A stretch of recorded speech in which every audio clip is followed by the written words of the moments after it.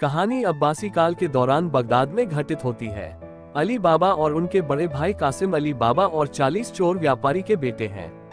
अपने पिता की मृत्यु के बाद लालची कासिम एक अमीर महिला से शादी करता है और अपने पिता के व्यवसाय को आगे बढ़ाते हुए अमीर बन जाता है। लेकिन अली बाबा एक गरीब महिला से शादी करता है और लकड़हारे के व्यापार में लग जाता है। एक दिन अली बाबा जंगल में जलाओ लकड़ी इकट्ठा करने और काटने का काम कर रहे थे और उन्होंने 40 चोरों के एक समूह को अपने खजाने की दुकान में आते हुए सुना। खजाना एक गुफा में है जिसका मुंह जादू से बंद है। ये ओपन सिम सिम शब्दों पर खुलता है और क्लोज सिम सिम शब्दों पर खुद को सील कर देता है। जब चोर चले गए तो अली बाबा स्वयं गुफा में प्रवेश करते हैं और खजाने में से कुछ हर ले जाते हैं। अली बाबा ने सोने के सिक्कों की इस नई संपत्ति को तौलने के लिए अपनी भाभी का तराजू उधार लिया। अली के बारे में जाने बिना वह ये पता लगाने के लिए तराजू में मोम की एक बूंद डालती है कि अली उनका उपयोग किस लिए कर रहा है, क्योंकि वह ये जानने के लिए उत्सुक है कि उसके गरीब बहनोई को किस प्रकार के अनाज को मापने की आवश्यकता है।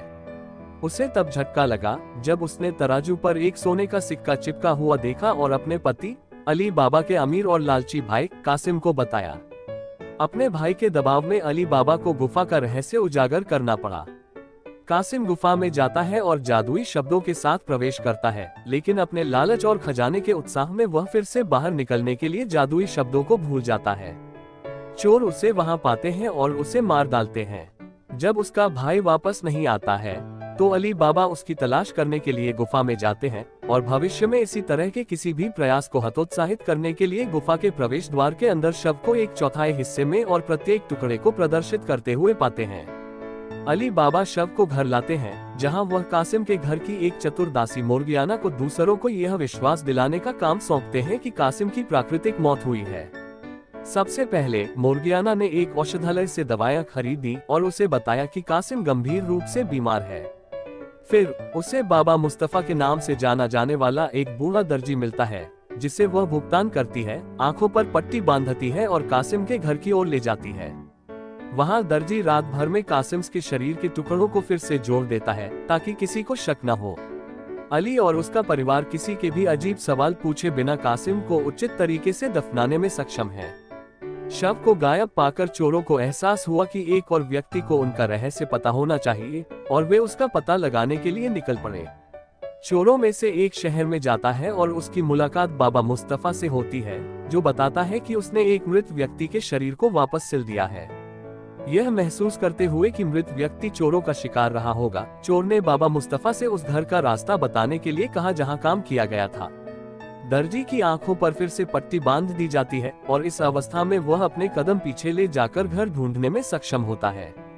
चोर 40 चोरों के दरवाजे पर एक चिन्ह अंकित करता है। अन्य चोरों की योजना उस रात वापस आने और घर में सभी को मारने की है। हालांकि चोर को मोर्गियाना ने देख लिया है और वह अपने मालिक के प्रति वफादार होकर पड़ोस के सभी घरों पर समान निशान लगाकर उसकी योजना को विफल कर देती है। जब 40 चोर उस रात वापस लौटते हैं तो वे सही घर की पहचान नहीं कर पाते हैं और मुख्य चोर छोटे चोर को मार देता है। अगले दिन एक और चोर बाबा मुस्तफा के पास आता है और फिर से कोशिश करता है। केवल इस बार अली बाबा के सामने के दरवाजे पर पत्थर की सीढ़ी से एक टुकड़ा टूट जाता है। फिर से मोर्गियाना अन्य सभी दरवाजों में समान चिप्स बनाकर योजना को विफल कर देता है। दूसरे चोर को भी उसकी मूर्खता के लिए मार दिया जाता है। अंत में मुख्य चोर जाता है और स्वयं की तलाश करता है। इस बार उसे अली बाबा के घर के बाहरी हिस्से का हर विवरण याद है। चोरों का मुखिया एक तेल व्यापारी होने का दिखावा करता है जिसे अली बाबा के आतिथ्य की आवश्यकता होती है। वह अपने साथ तेल के जार में छिपे 40 चोरों को लाता है, जिनमें 38 तेल के जार भरे होते हैं, एक तेल से भरा होता है, अन्य 37 अन्य शेष चोरों को छिपाते हैं। एक बार जब अली बाबा सो गए तो चोरों ने उन्हें मारने की योजना बनाई। फिर से मोर्गियाना को पता चलता है और वह योजना को विफल कर देती है और 37 चोरों को उनके तेल के जार में खौलता हुआ तेल डालकर मार देती है। जब उनका नेता अपने आदमियों को जगाने आता है तो उसे पता चलता है कि वे मर चुके हैं और भाग जाता है। बदला लेने के लिए कुछ समय बाद चोर खुद को एक व्यापारी के रूप में स्थापित करता है। अली बाबा के बेटे, जो अब दिवंगत कासिम के व्यवसाय का प्रभारी है, से दोस्ती करता है और उसे अली बाबा के घर पर रात के खाने पर आमंत्रित किया जाता है। चोर को मोर्गियाना द्वारा पहचाना जाता है, जो भोजन करने वालों के लिए खंजर के साथ नृत्य करता है, और जब चोर सतर्क हो जाता है तो उसके दिल में खंजर घोंप देता है। अली बाबा पहले तो मोर्गियाना से नाराज थे, लेकिन जब उन्हें पता चला कि चोर ने उन्हें मारने की कोशिश की थी, तो उन्होंने मोर्गियाना को आज़ादी दे दी और उसकी शादी अपने बेटे से कर दी। फिर अली बाबा ही गुफा में खजाने का रहस्य जानने वाले और उस तक पहुंचने के तरीके को जानने वाले एकमात्र व्यक्ति रह गए हैं। इस प्रकार कहानी 40 चोरों और कासिम को छोड़कर सभी के लिए खुशी से समाप्त होती है।